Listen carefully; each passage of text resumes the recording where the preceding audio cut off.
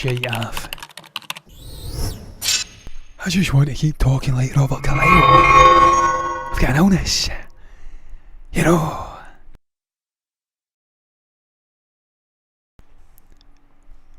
Gonna have to run that again. 2 seconds. 2 seconds, I'll be back.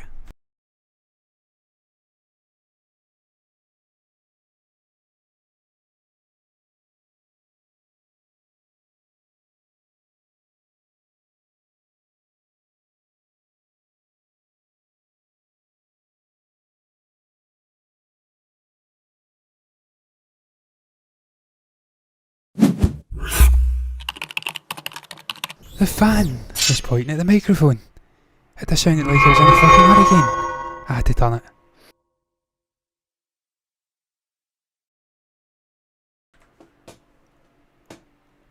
Well, hello and welcome to this Tuesday's movie news. I am Jonathan C. Walsh, here to speak about all manner of movie news topics. And as if you've probably clicked on that headline and on that thumbnail, incidentally, probably the worst thumbnail I have ever done in my time on YouTube. I think the award for worst thumbnail goes to me for that one.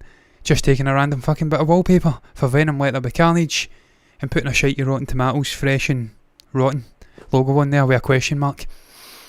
I'm a lazy bastard. What can you really do though with that headline, which is this? That's what I'm going to be speaking about. First, we already, technically not reviews incidentally, reactions.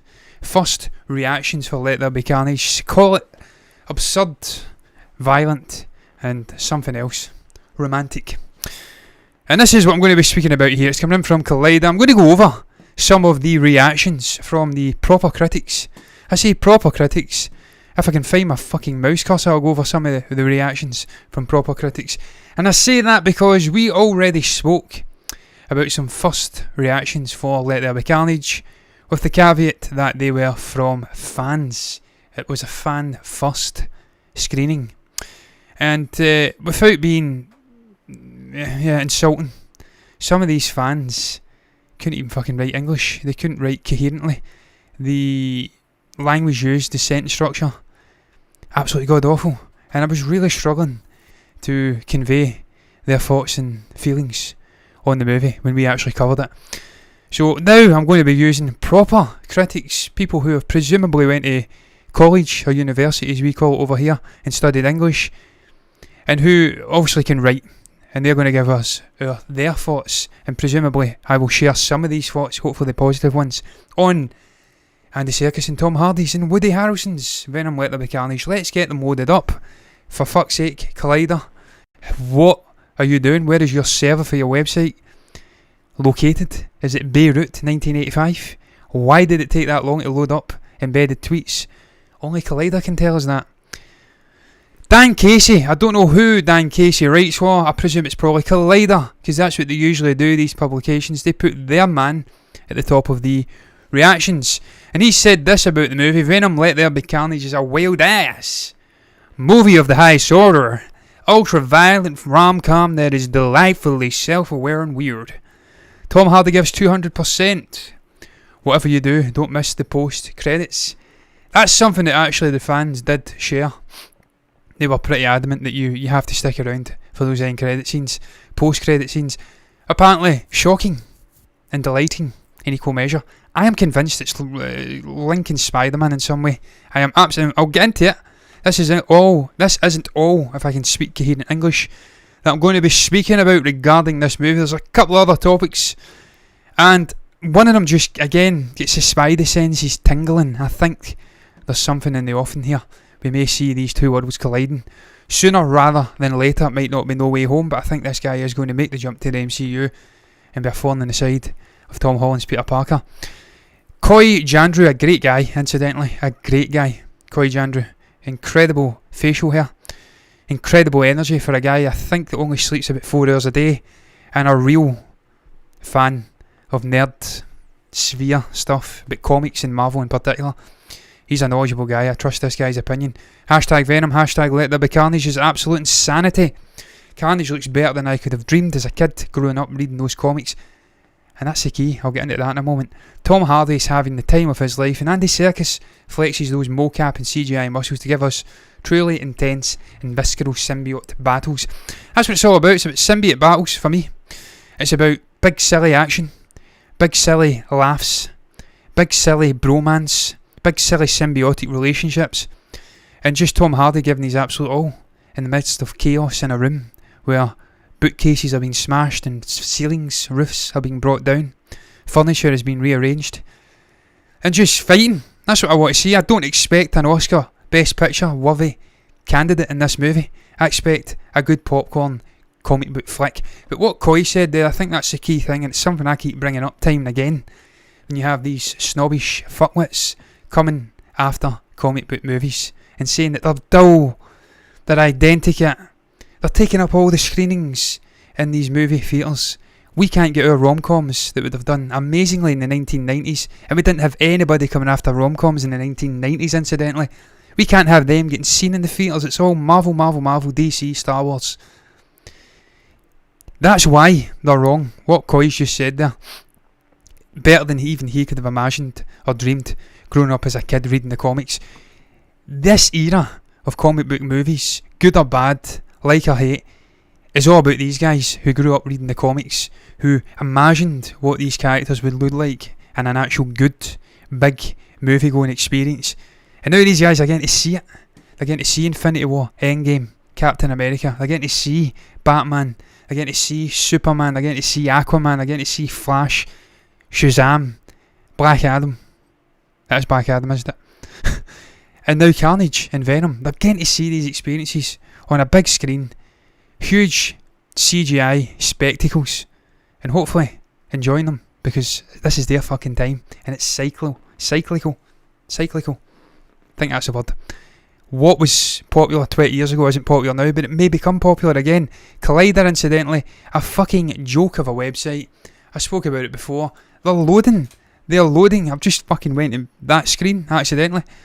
We may have to ditch this and just move on to the next one. Needless to say, people have had some things to say about the upcoming Let There Be Carnage. Some positive, some negative. Some aren't getting a lot out of it. Some are saying it's dull and dumb, and it just painted by numbers for a large part. But the one thing that even sticks out in their minds is the performance of Tom Hardy as the actual character Venom, is the interactions between Eddie Brock and the symbiote. That is the sort of key to this movie. And look, Tom Hardy came out, he spoke about it, with Andy Serkis in the press junket, and they says, and they were adamant, this is almost like a romantic movie. This is a homage to the symbiote relation. Is that the right way you say it? Symbiote. I don't know. Relationship. There's multiple romantic relationships in this movie. They came out and told you that, and that's what it's all about. So people can't be disappointed. And look, I'm absolutely fucking certain that there will be incredible action in this movie. It's an hour and 37 minutes long. It will be taut. It will be concise. Hopefully it'll be fucking good. I can't wait to go and see it. I love Andy Serkis. But this one, as you can see here, Tom Hardy reacts to first Venom movies mixed reviews. Why am I talking about this? Because I was speaking about fucking reviews, reactions of Let There Be Carnage, the sequel. And just the similarities in the response to the movie from the critical side of things, and how that didn't jive with the actual fan, regular audience going opinion on the movie. This is what Tom had to say about it. I think with anything, you want something to do well that you care about, and obviously it didn't carry any water with the critics, and they literally panned us. But the audiences turned out in their droves, which was what was so lovely about it. It was like watching an underdog be lifted up and be presented and enjoyed and relished for what it was. We get straight on the phone to Tom Rothman at Sony and says, look, can we put a pitch in to do the second one, because we are really keen to take what we learned from the first and get on and start writing that second one. I'm going to be speaking about Harry Potter next. One. I can't even fucking say the word one now. The second one. I can't say one. This is what it does to you when you do live shows. You have a fucking epileptic fucking seizure trying to say simple words like one. One. To get on the phone again and see if we can push it further. Well, why was I speaking about it? As I said, we've got the reactions coming in. Some of them are positive, some of them are negative. And to be quite frank, a movie of this ilk is never going to be one that endears itself to a certain type of critic. They're just not going to get on board with these movies. They're into the artsy, fancy little, I don't know what you call them, art house drama movies about the human condition. That's what they want to see. They want to eat that up. They want to see rom-coms with Meg Ryan. They want to see Jodie Foster movies. And there's always going to be a degree of bias with these guys, just like there will be at the Academy for comic book movies, good or bad. And again, I find it so intriguing to see how that movie performed and then compare it to how this one's going to perform. Will it be a similar situation? Will the movie-going audience, the general population, enjoy this more than the critics? Because if I'm not wrong, round about when Venom #1 came out a couple of years ago, it was around about the same time Star Wars was getting absolutely panned by the fan base, but then simultaneously getting applauded and praised by the critics. And there was this disconnect between critics and regular movie fans, and they were almost going out of their way to show these critics, you don't know what you're talking about, you're talking shite. We're going to prove that we know more than you. We're going to vote this movie up. So maybe it was a degree of that. Maybe it was a degree of people genuinely enjoying that original movie. I personally did quite like it. I thought it was a movie of two halves.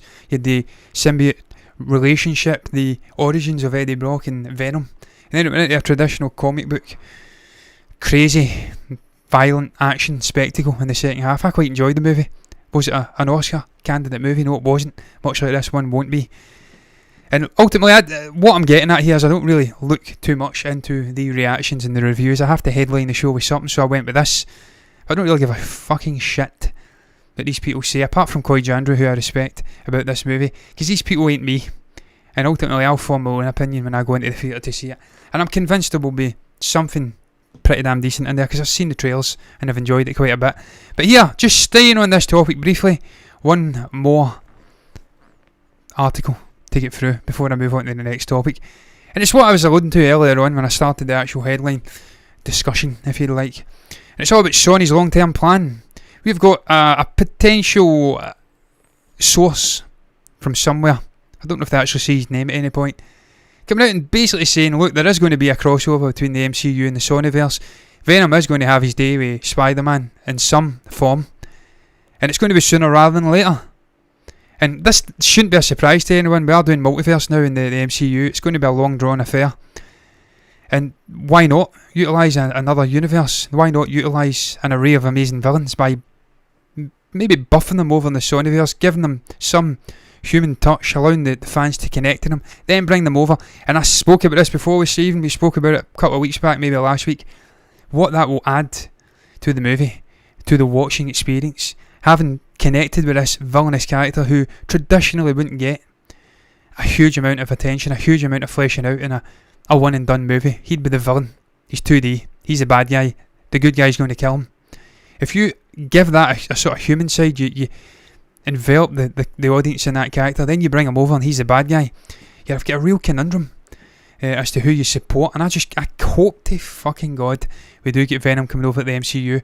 And where the audience are going to be, well, we have what social media fucking trending posts saying Team Spider-Man, Team Venom. This is what it's all about, man. When you build these characters up and you give them this extra level of complexity, it just makes it all the more enjoyable when they get together and they clash. But look, it's this guy here, the guy, it's Anthony D'Alessandro. What a name, D'Alessandro. Clearly Italian, maybe.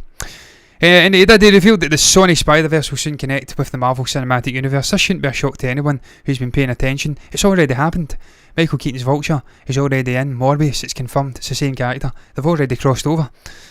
This, of course, isn't much of a surprise exactly. As Spider-Man No Way Home, bringing some of the biggest villains from Sony's Spider-Man movies. Exactly what's already happened. You've got Alfred Molina and you've got William Dafoe in there. And of course got Jamie Foxx and potentially Sandman in there. So it's already happening. It's just when these other characters make a jump, and I'm convinced Morbius will be in. Blade, there's a villain to Blade. You've got two Oscar-winning actors clashing in a comic book movie, no less. What will Steven Spielberg and Francis Ford Coppola and Martin Scorsese and Jodie Foster and that other dick think about that? What was his name again? Stephen Dorff. He actually came out and kind of pulled back a bit. But yeah, what would they say about that? Two Oscar-winning actors in a comic book movie. Shocking. But this is what he had to say. With this Venom, they are, what is this? They are actually going to connect the Spider-Man universe.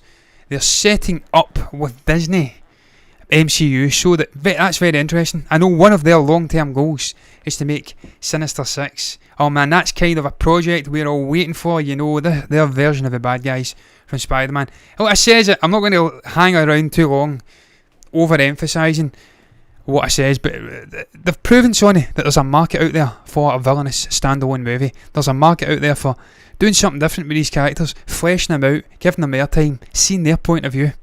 And having watched the Infinity Saga, having watched Infinity War and Endgame as a double matinee, and getting to see Thanos' side of things to an extent, when you enrich the character, you give it extra layers of complexity, it makes it all the more enjoyable when you've got a fully formed and realistic villain instead of a 2D cardboard throwaway villain that you forget about after a week. It makes all the more enriching. So I'm enjoying what Sony are doing. I'm enjoying them establishing these villains with their own movies, and I'm enjoying the potential crossover between these two universes, and having Morbius and Venom and Lord knows who else they're going to be doing, making the jump over. My one concern and caveat before I move on would be how they handle those characters once they go into the MCU. Do they dumb them down? Do we lose all of that complexity? Do they just, the handling would have to be right. But I'm sure Sony would be involved in the making like they are in all the Tom Holland Spider-Man movies. Kevin Feige's just a sort of producing figure. I'm sure it would all work out. I'm certain of it. But I'm moving on to this. Seen this topic and was slightly confused, I'm not going to lie. I'll get into it just now. Basically, someone over at Screen Rant has been they're flat out making a statement in their opinion. The Fantastic Beasts 3 title, the name of the movie, which was released, The Secrets of Dumbledore, released last week. I was going to speak about it, but I couldn't do the show because my dog had issues, and sadly, for people who perhaps enjoy watching it, my dog comes first all day long. I was going to speak about it, but did they think that the title proves that this is definitive? Fantastic Beasts as a spin-off franchise is dead, it's failed, and this is why they think this is the case. I'd completely fucking disagree. It's Thomas Bacon. You're a bit of a gammon with this statement, Thomas. He said this, sadly the title indicates the franchise has failed to extend the world. What? It's not failed to extend the world, mate. We fucking went to the US. We've been to Paris. We've been to London. We've been all over the place. We've got out of the confines of Hogwarts. We've been to another magical institute. We've been to their version of the Ministry of Magic over in the States. They've expanded out the mythology. They've expanded out these historic characters we've only had glimpses of in the actual original movies. They have expanded out the world. They've extended it just by default, beginning back to this timeline and showing us the likes of Newt Scamander and a younger Dumbledore and a younger Gellert Grindelwald. They have expanded the world out. I can't fathom what this guy's saying, and that's why I'm going to speak about it. The Fantastic Beasts franchise has sadly failed. That's an opinion, mate, that's not a fact. And the title of the third film, Fantastic Beasts: The Secrets of Dumbledore, I quite like that title incidentally, proves the point. When Warner Brothers and J.K. Rowling announced the launch of Fantastic Beasts franchise, it seemed to herald a new dawn for the wizarding world. And as, whether you like it or not, it's another thing. The title was inspired by a children's book Rowling wrote to tie in with the Harry Potter novels, one that was published for charity. And it seems it's not just a fucking book that was published for charity, mate. It's actually part of the mythology of Harry Potter. It's a book they have to get when they go to the school. It's Newt Scamander. He tells them about the magical creatures within this universe. It's actually within canon in the actual world. Not much of a fucking Harry Potter fan if you don't know that. And it seemed to promise an exploration of the wider world that had only been hinted at in stories in Hogwarts. The story would be Newt Scamander, played by Eddie Redmayne, the sorcerer who travelled the world learning about magical creatures. Can you really expand that story out, mate, to 5 movies? How long can you take the concept of Newt Scamander, or Scamander, and follow this character working with magical creatures before it becomes boring, it becomes cliched, it becomes well trodden? People wouldn't go and spend money to go and see 5 Newt Scamander movies where he's just fucking about dancing with magical rhinos. That'd be boring as fuck. The one issue I've got with these titles is just keeping that Fantastic Beasts thing.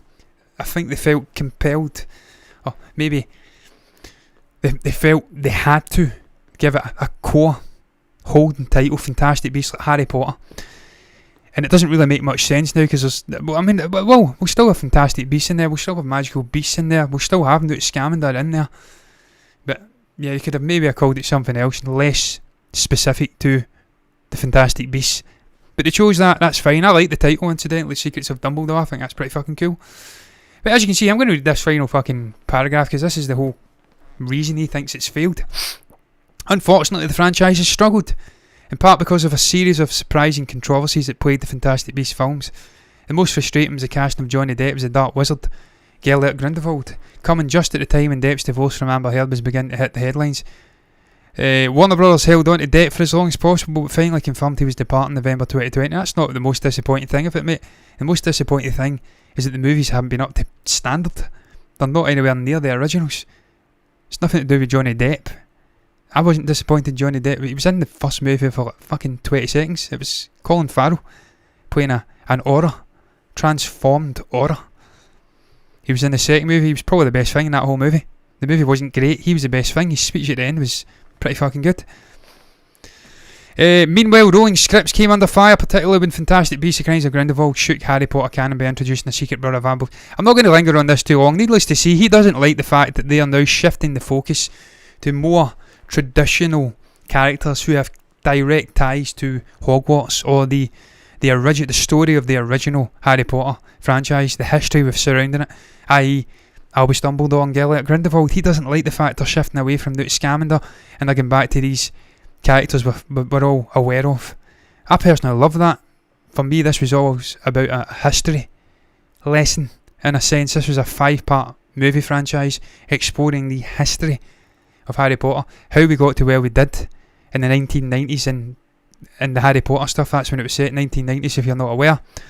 That's what it was all about. It was all about exploring the great wizarding war, exploring Gellert Grindelwald, exploring that complex relationship with him and Dumbledore, the tragedy of his sister, the reverberations of that, how that affected this character right up until his dying breath, when he was obviously done in, Avada Kedavra by Severus Snape. So for me, it was always a bit of a history lesson, and I have no issues with them going off and exploring that. That's why I was intrigued by this.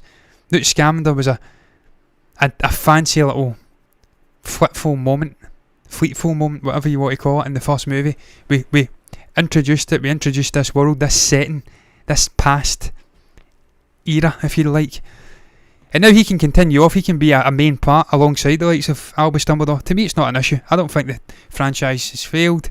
I think with Mads Mikkelsen coming in as Gellert Grindelwald, a proper fucking actor, replacing another proper actor, loads of fucking stuff he can do there, plenty of roads to run, and it's really just getting started. What they do in these last 3 movies will make or break it, and I think they'll absolutely nail it. I think Mads will do a great job, and just exploring, I thought Jude Law was brilliant as a young Albus Dumbledore.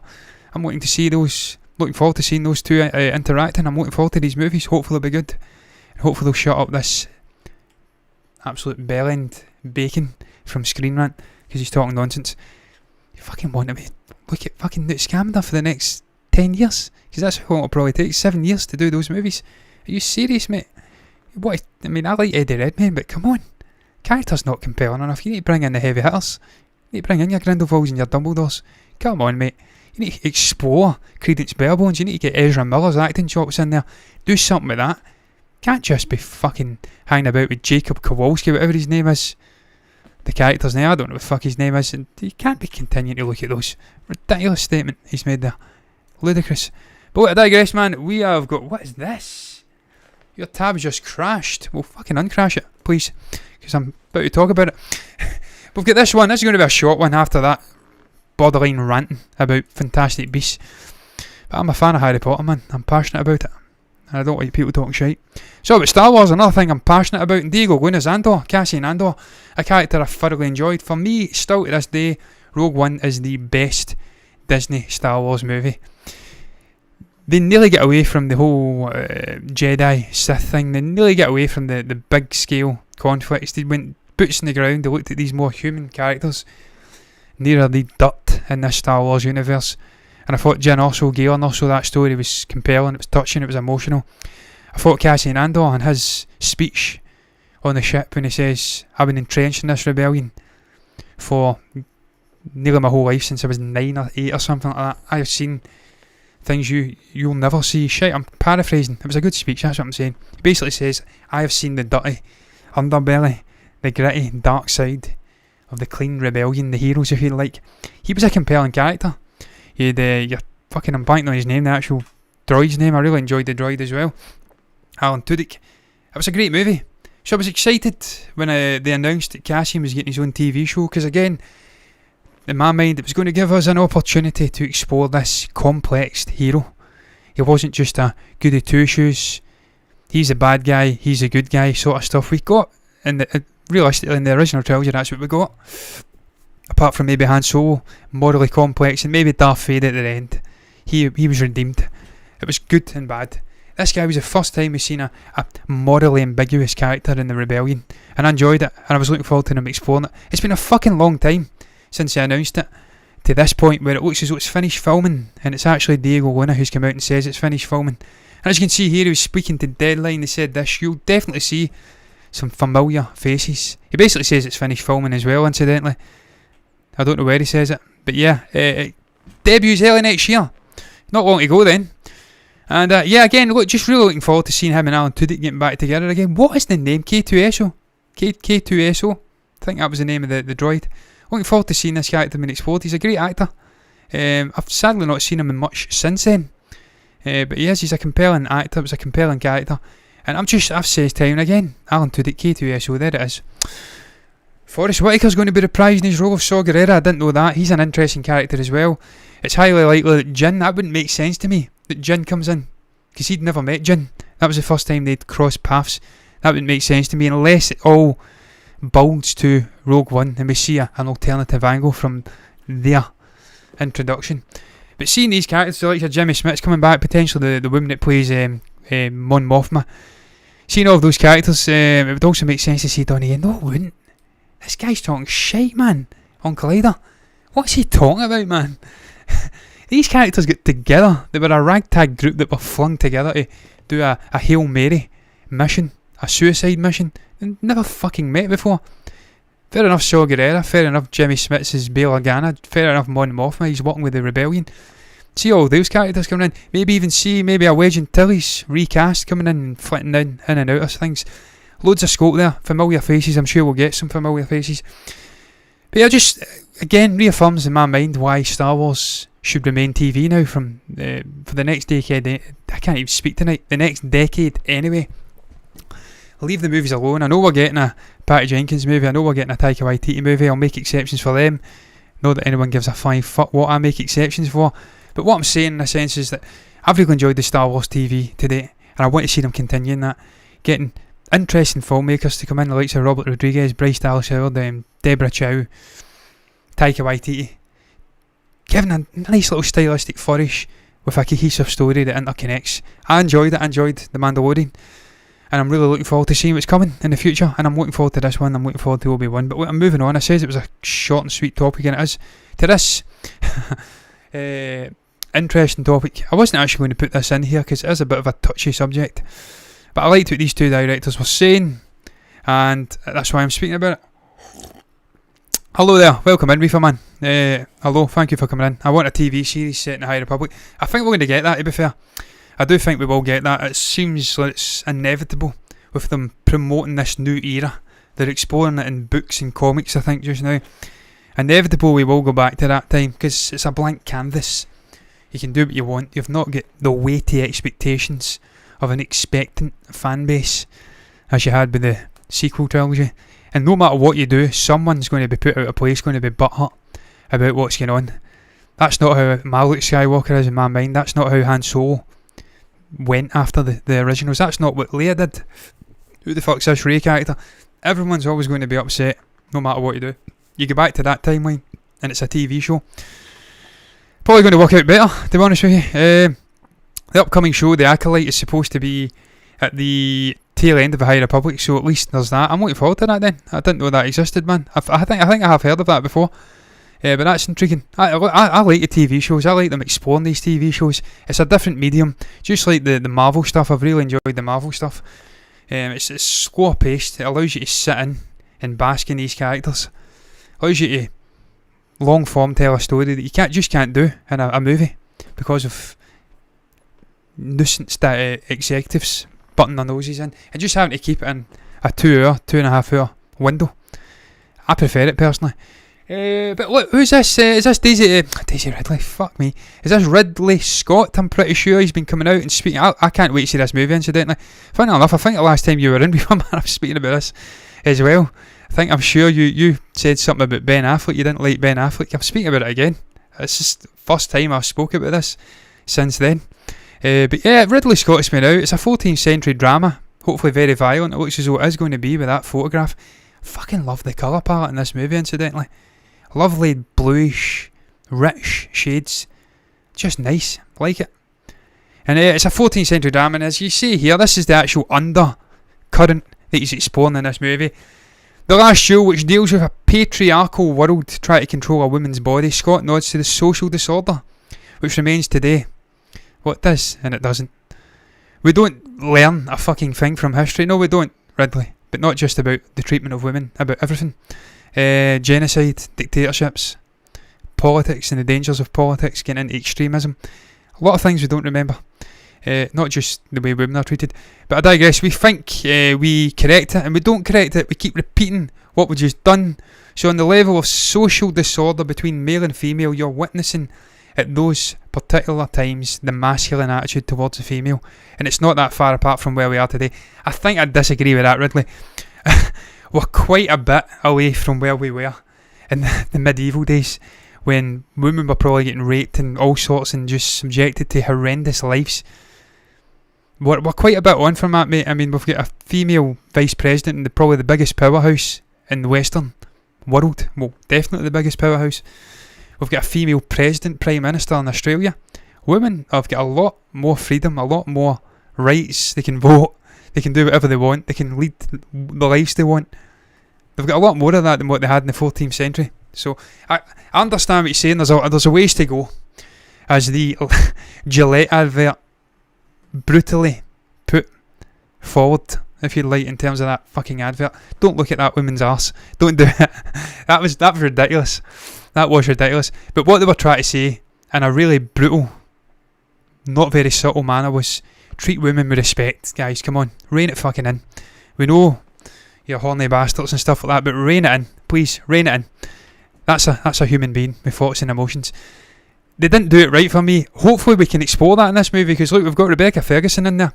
We've got, sorry, that's the next one. Well, what's her name, incidentally? Because he was actually out speaking, and he says that it was his mother that provided the inspiration for that character. What is the name of that actress? I'm going to bring that up. What the fuck is this? What is her name? Did he tell us her name? Nicole Holofcener. She looks like a compelling character. She looked like an authoritative figure. So I'm looking forward to seeing this movie. I really am. I'm looking forward to Ben Affleck's ridiculous blonde fucking Francis of Assisi hairdo. I'm looking forward to seeing Matt Damon with scars all over him and seemingly a knight, a warrior, killing and stabbing people all over the place. Incidentally, he fought for gore in this movie. He fought for violent scenes, and apparently won out. He convinced Ridley Scott to make it a brutal affair.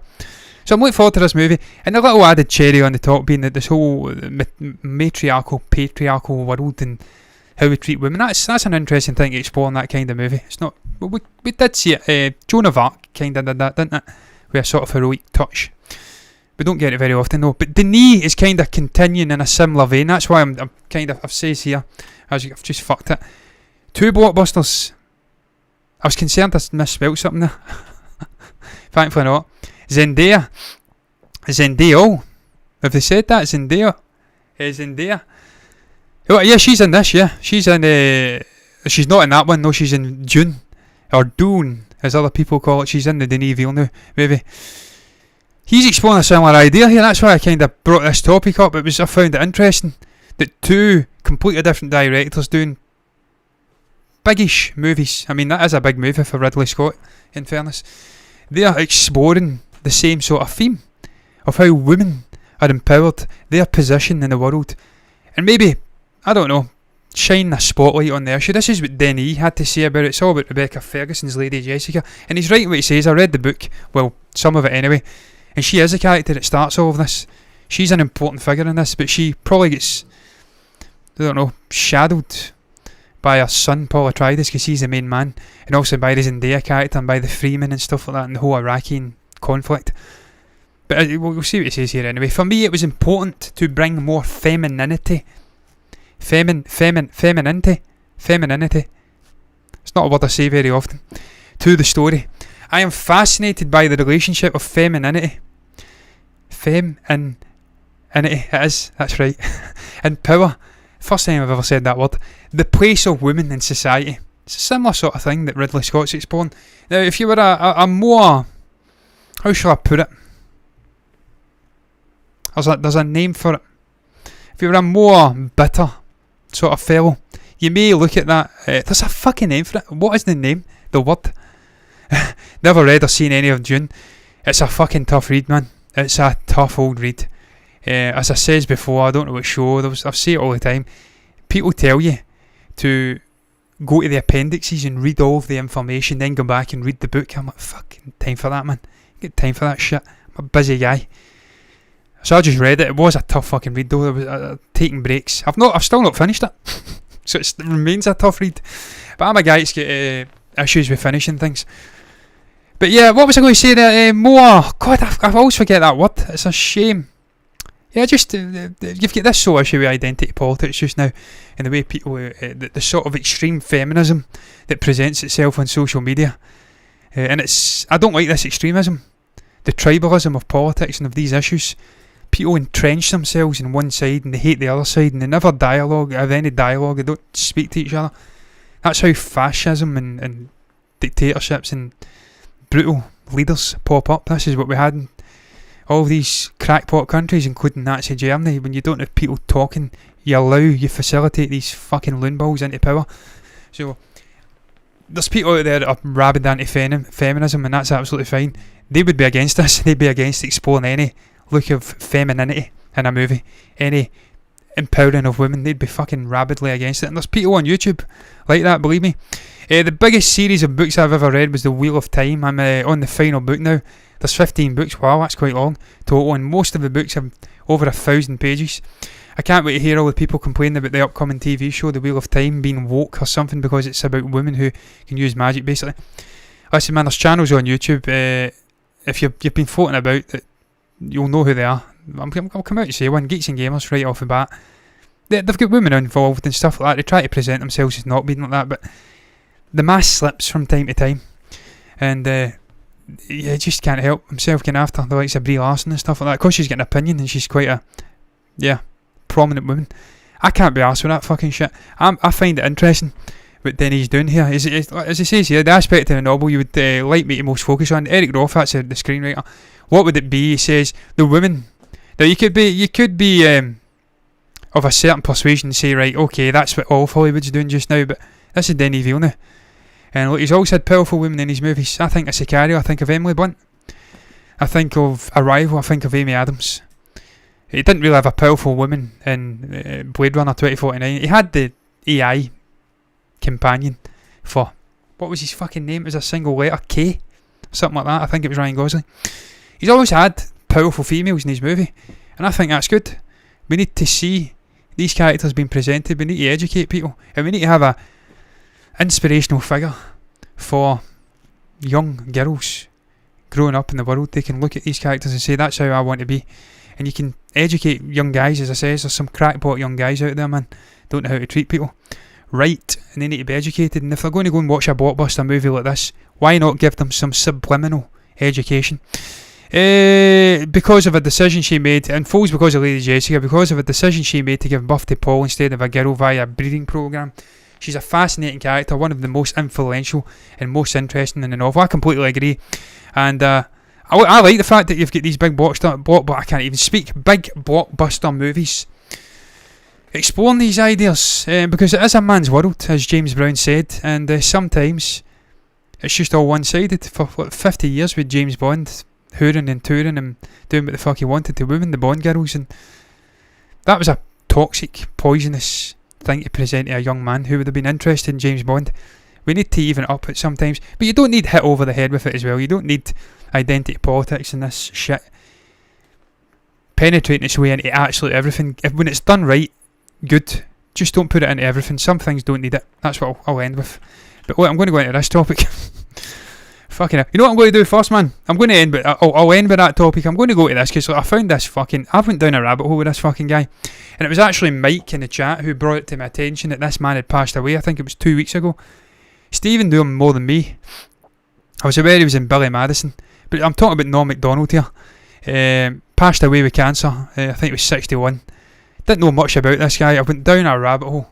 I've literally been glued to this guy's videos on YouTube, and I seen this little article. I'm like, you know what, I'm going to fucking speak about this briefly and just do another little sort of tribute to this guy. This guy was unbelievable, man. What a brain. I think he was Canadian. What a comedian. An absolute master of telling a joke, deadpan, just keeping a straight face and getting a laugh. His comedic timing as well. He knew how to shut up and just let the crowd laugh, and how that made the joke better. Just watching him, man, he's sort of sarcastic slyness, his brain, the way it works. Just I love this fucking guy. I love his comedy. It's just a shame that I've discovered this guy properly after he passed away, because if he came over to the UK, he was still alive and kicking, and I'd discovered him, I would absolutely go and watch this guy. He was fucking hilarious. Absolute tragedy he passed away. And on that note, I'm going to move on to the next topic. I just thought I'd touch on that because I thought I've literally just discovered them within the last week or two, and my timeline on my homepage on YouTube is just littered with Norm MacDonald stuff. The Moth Joke. He's sort of joking of 9/11. I was ankle deep in blood and bones, trying to look for my brother who was in Canada. So many fucking jokes in there, man. He had a darkness, a sort of non-PC, but he wasn't that way. He wasn't like a fucking racist ball-bag, as we like to call, of a comedian. Just perfect comedian. But look, man, Chris Pratt, what a way to end the show. He's going to be voicing Mario. I didn't know this. I knew of this movie. I'd spoken about this before. I'm sure me and Stephen spoke about them doing an animated Super Mario Brothers movie. And we spoke about the potential of this to exorcise the demons of that 1990s Mario and Luigi movie, which was fucking terrible. And I thought personally the best way to do that would be not to pursue an out-and-out animated experience. I thought the best way to pursue this movie would be to do a sort of Peter Rabbit or Paddington kind of thing. Half live action, half animated. Because if you've ever played a Mario video game, you will realise that sometimes Mario's out of place. He'll be in a real setting with actual properly formed humans, and he's still smaller and cartoonish. So it works, almost like Paddington works, like Peter Rabbit works. It's cartoonish, it's animated. It can exist side by side with an actual human being. I thought that would have been great to see that movie experienced in that manner. And I think in the current climate with the aforementioned movies, it's just, if it's properly written, there's a right director, there's the right people involved, it can make big money, man. Because we've seen these movies make big money. Sonic the Hedgehog, Detective Pokemon Pikachu made big money. So there's a market there.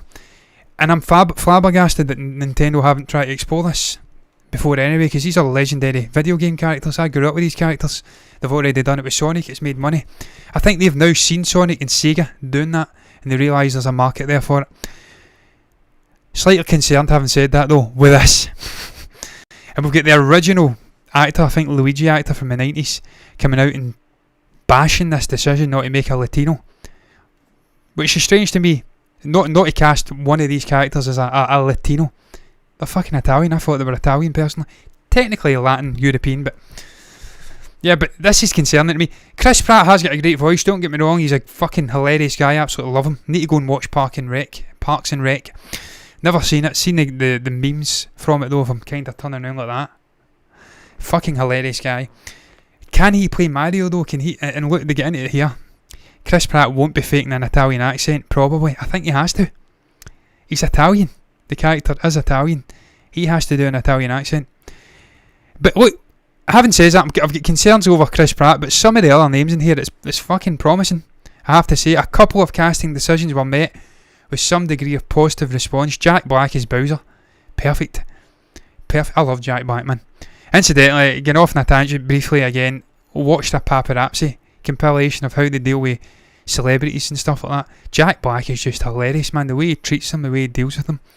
It's just a perfect human being. And as Bowser, I can imagine him playing Bowser. Bowser's a bit of a joke figure. He's the villain, but he's always a bit of a dick. He's a bit oddballish. He's a goon. So Jack Black can play that character, we know he can. Not to say that Jack Black's a dick or a goon. I'm intrigued by it as well, man. I think it can work. Seth Rogen is Donkey Kong. We've seen him play... can't remember the name of the character from Lion King, but him and... was it Bill Hader? I don't know. I don't think it was Bill Hader. But done an amazing voice work on that movie. Fucking hilarious. They actually released a behind the scenes clip of them acting. He's got so much personality, and he's a hilarious guy as well. He's a bit of a hash head. Love that. Get tore right into what you want to do, man. Be a free spirit. I think he can be perfect as Donkey Kong. I don't know how the fuck it works, but I think he can be perfect as. Anya Taylor-Joy is Peach. Charlie Day is Luigi.